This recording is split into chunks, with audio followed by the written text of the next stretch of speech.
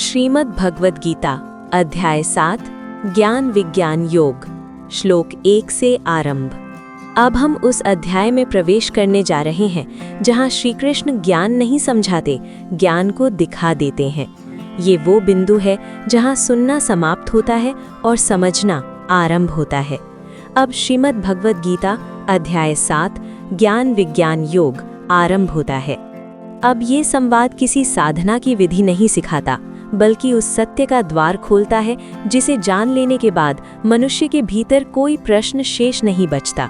और इसी क्षण श्री कृष्ण अर्जुन से कहते हैं कि अब तुम मेरे उस ज्ञान को सुनो जो केवल सुना हुआ शब्द नहीं रहेगा, बल्कि तुम्हारी चेतना में उतरकर दृष्टि बन जाएगा।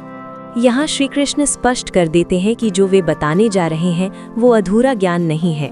ये ऐसा पूर्ण विज्ञान है जिसे जान लेने के बाद इस संसार में कुछ भी अलग से जानने योग्य नहीं रह जाता।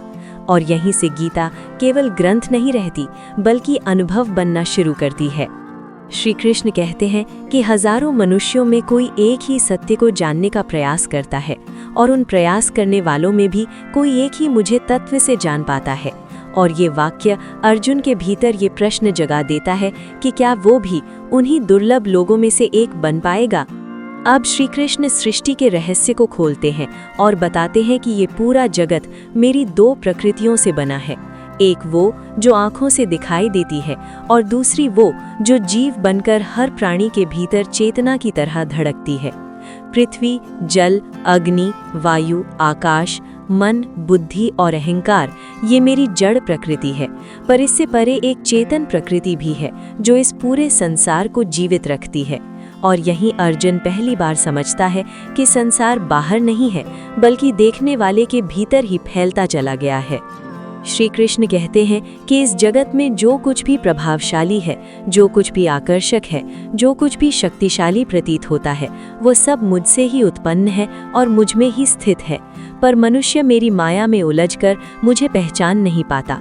ये माया 3 गुणों से बनी हुई है, और यही गुण मनुष्य को कभी सुख में बांधते हैं, कभी दुख में और कभी मोह में डुबो देते हैं। और जो इन तीनों गुणों के पार चला जाता है, वही वास्तव में मुझे जान पाता है। फिर श्री कृष्ण 4 प्रकार के भक्तों का वर्णन करते हैं: पीड़ित, जिज्ञासु, अर्थार्थी और ज्ञानी। और वे स्पष्ट कर देते हैं कि इनमें भी ज्ञानी भक्त मुझे सबसे अधिक प्रिय है, क्योंकि वो मुझ में स्थित रहता है और मैं उसमें। यहाँ गीता ये नहीं सिखा रही कि ईश्वर को बाहर कैसे खोजा जाए, बल्कि ये समझा रही है कि ईश्वर वही है जो देखने वाले के भीतर चेतना बनकर पहले से उपस्थित है। अब अर्जुन युद्ध भूमि में खड़ा योद्धा नहीं रह जाता, अब वो एक साधक बन जाता है जो अपने ही भीतर छिपे सत्य की आवाज़ सुनने लगा है। और यहीं अध्याय 7 सुनने वाले को ये सोचने पर मजबूर कर देता है कि क्या हम ईश्वर को केवल शब्दों में खोज रहे हैं, या स्वयं के अस्तित्व में अनुभव करने का साहस भी रखते हैं।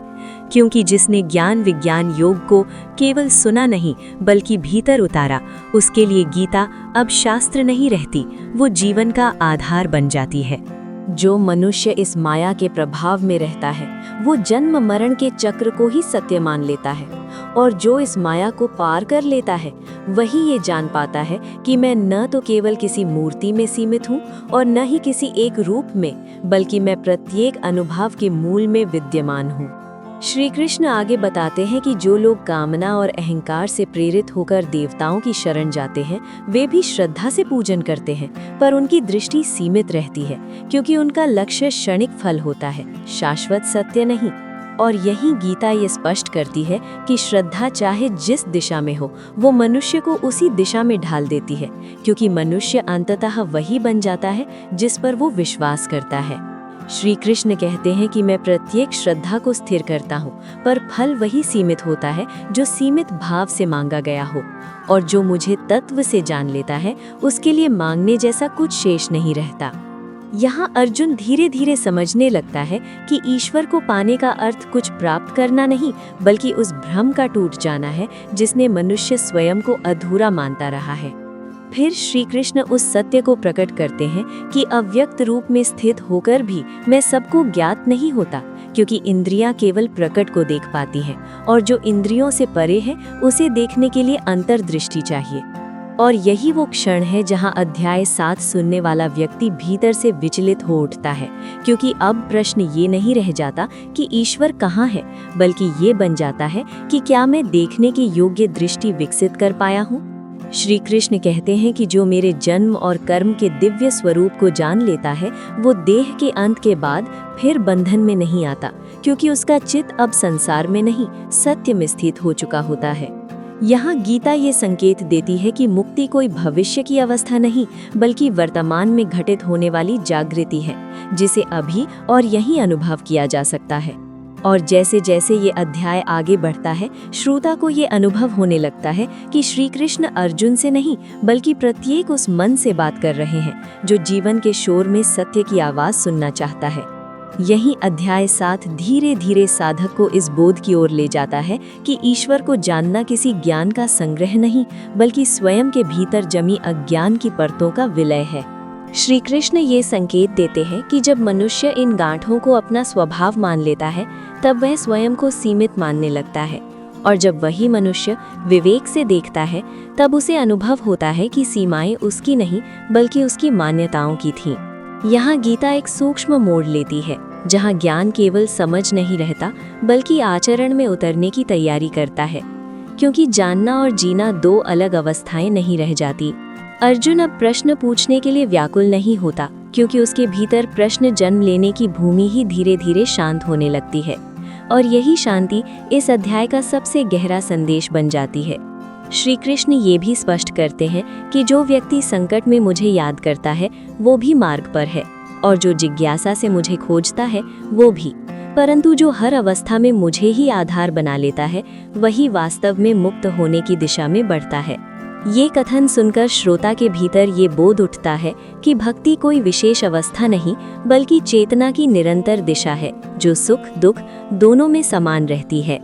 अब गीता ये नहीं कहती कि संसार छोड़ दो, बल्कि ये सिखाती है कि संसार में रहते हुए आसक्ति छोड़ दो, क्योंकि समस्या कर्म में नहीं, बल्कि कर्म के पीछे छिपे अहंकार में होती है।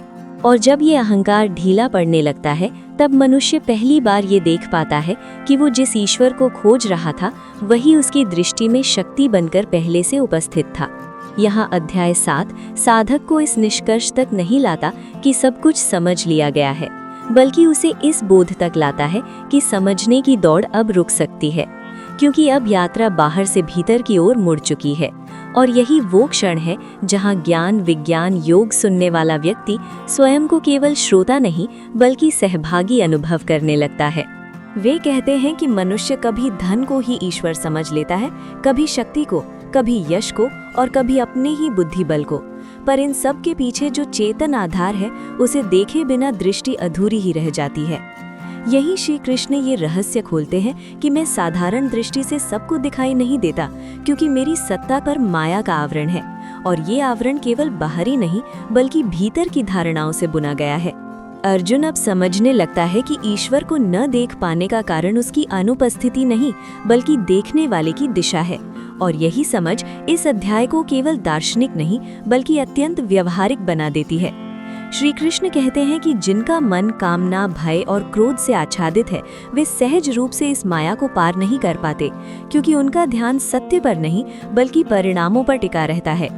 और यहाँ गीता बहुत शांत स्वर में ये बात रख देती है कि परिणामों में उलझा मन कभी मूल को नहीं देख सकता, क्योंकि मूल देखने के लिए निश्चिंत चित्त चाहिए। अब ये स्पष्ट होने लगता है कि ज्ञान विज्ञान योग का उद्देश्य जानकारी बढ़ाना नहीं, बल्कि दृष्टि को शुद्ध करना है, ताकि जो जैसा है वैसा दिखाई देने लगे, बिना किसी कल्पना के। श्री कृष्ण ये भी कहते हैं कि जो व्यक्ति पुण्य कर्मों से अपने भीतर की अशुद्धियों को कम कर चुका है, वही इस मार्ग पर स्थिर हो पाता है, क्योंकि अशुद्ध चित्त सत्य को सहन नहीं कर पाता। यहाँ साधक पहली बार ये अनुभव करता है कि साधना केवल ध्यान या जप नहीं, बल्कि रोजमर्रा के निर्णयों की ईमानदारी भी है, जो चित्त को धीरे धीरे निर्मल बनाती है। और इसी निर्मलता में मनुष्य ये देख पाता है कि जन्म मृत्यु कर्म और मुक्ति ये सब बाहरी घटनाएं नहीं, बल्कि चेतना की अवस्थाएं हैं, जो अज्ञान से ज्ञान की ओर यात्रा करती हैं। श्री कृष्ण संकेत करते हैं कि जो मुझे इस प्रकार जान लेता है, वो अंत समय में भी भ्रमित नहीं होता, क्योंकि उसकी स्मृति परिस्थितियों से नहीं, बल्कि सत्य से जुड़ी होती है। ये कथन सुनते ही अध्याय 7 एक और गहराई छू लेता है, क्योंकि अब बात जीवन की नहीं बल्कि मृत्यु के क्षण की भी स्पष्टता तक पहुंच जाती है। अर्जुन भीतर से स्थिर होता चला जाता है, क्योंकि उसे ये बोध होने लगता है कि जिसे जान लिया गया है वो कभी खोता नहीं, और जिसे खोने का भय है वो कभी जाना ही नहीं गया था। और इसी बोध के साथ ये प्रवाह उस बिंदु की ओर बढ़ रहा है जहां ज्ञान विज्ञान योग साधक को अगले अध्याय की भूमि के लिए तैयार कर रहा है, जहां प्रश्न और भी सूक्ष्म होंगे, जहां भक्ति का स्वर और अधिक स्पष्ट होगा, और जहां ज्ञान अब केवल समझ नहीं बल्कि समर्पण का रूप लेने लगेगा। वे कहते हैं कि जिसकी जैसी श्रद्धा होती है वैसी ही उसकी दिशा बन जाती है, और मनुष्य अक्सर उसी शक्ति की उपासना करने लगता है जो उसकी इच्छा को शीघ्र पूरा कर दे, चाहे वो धन हो, पद हो, यश हो या कोई विशेष सिद्धि। और यहाँ श्री कृष्ण बहुत स्पष्ट कर देते हैं कि ऐसी श्रद्धा भी मैं ही स्थिर करता हूँ, क्योंकि हर मार्ग अंततः चेतना के उसी स्रोत से जुड़ा हुआ है। पर अंतर केवल इतना है कि कोई अल्प फल तक सीमित रह जाता है और कोई अनंत की ओर बढ़ जाता है। अर्जुन ये समझने लगता है कि भक्ति का प्रश्न ये नहीं कि किसकी पूजा की जा रही है, बल्कि ये है कि दृष्टि कितनी दूर तक देख पा रही है। श्री कृष्ण कहते हैं कि जो लोग इंद्रियों के सुख में उलझे रहते हैं वे देवताओं से सीमित फल प्राप्त करते हैं और उन्हीं फलों में संतुष्ट होकर वहीं रुक जाते हैं। पर जो मुझे तत्व से जान लेते हैं वे सीमाओं के पार चले जाते हैं। यहाँ ज्ञान विज्ञान योग ये उजागर करता है कि सीमित फल की कामना मनुष्य को उसी सीमा में बांध देती है, जबकि असीम की आकांक्षा उसे भीतर से मुक्त करने लगती है। श्री कृष्ण ये भी बताते हैं कि अव्यक्त स्वरूप को न समझ पाने के कारण लोग मुझे रूपों में बांध लेते हैं, जबकि सत्य ये है कि मैं रूपों में प्रकट तो होता हूँ पर उनसे बंधा नहीं हूँ। ये वाक्य सुनते ही साधक के भीतर एक गहरी हलचल होती है, क्योंकि पहली बार उसे ये आभास होता है कि ईश्वर को समझने में सबसे बड़ी बाधा उसकी अपनी कल्पनाएं हैं। अर्जुन अब देख पाता है कि जब तक मन किसी निश्चित रूप या धारणा को पकड़कर बैठा है तब तक सत्य की व्यापकता प्रकट नहीं हो सकती। श्री कृष्ण कहते हैं कि मैं सब में समान रूप से स्थित हूँ, पर सब मुझे समान रूप से नहीं देख पाते, क्योंकि देखने का माध्यम मन है और मन अपनी सीमाओं के अनुसार ही अर्थ गढ़ता है। यही अध्याय 7 ये संकेत देता है कि साधना का अगला चरण किसी नई विधि का नहीं बल्कि दृष्टि की परिपक्वता का है। जब साधक ये स्वीकार कर लेता है कि जो कुछ वो देख रहा है वो उसकी समझ की सीमा है, सत्य की नहीं, तभी उसके भीतर वास्तविक विनम्रता जन्म लेती है। और इसी विनम्रता में मन धीरे धीरे खुलने लगता है, क्योंकि अब वो स्वयं को अंतिम निर्णायक नहीं मानता। श्री कृष्ण कहते हैं कि जो मुझे जन्म मृत्यु और समस्त कर्मों के आधार रूप में जान लेता है वही वास्तव में ब्रह्म को जानता है, वही अध्यात्म को समझता है और वही पूर्ण दृष्टि को प्राप्त करता है। यहाँ अर्जुन को पहली बार ये अनुभव होता है कि ज्ञान किसी एक विषय का नहीं बल्कि संपूर्ण अस्तित्व को एक सूत्र में देखने की क्षमता का नाम है। और इसी क्षमता के साथ ये अध्याय साधक को उस बिंदु तक ले आता है जहाँ ज्ञान अब प्रश्न नहीं उठाता बल्कि मौन में स्थिर हो जाता है। ये प्रवाह यहीं नहीं रुकता, क्योंकि आगे श्री कृष्ण भक्ति के उस रहस्य की ओर संकेत करने वाले हैं जहाँ ज्ञान और समर्पण एक दूसरे से अलग नहीं रह जाते। और यदि इस दिव्य प्रवाह ने आपके भीतर किसी एक क्षण के लिए भी मौन रचा हो, यदि ये संवाद केवल सुना हुआ नहीं बल्कि भीतर कहीं छू गया हो, यदि आप भी गीता के अध्यायों को केवल पढ़ना नहीं बल्कि अनुभव करना चाहते हो, तो ऐसे ही गहरे अर्थों में डूबी हुई श्रीमद् भगवद गीता के और अध्याय, हर श्लोक के भीतर छिपे दिव्य भाव और चेतना को स्पर्श करने वाले प्रसंग सुनते रहने के लिए अभी अद्भुत धर्म कथा चैनल को सब्सक्राइब कीजिए, क्योंकि यहाँ गीता केवल सुनाई नहीं जाती, ये धीरे धीरे भीतर उतरती है और जीवन की भाषा बन जाती है।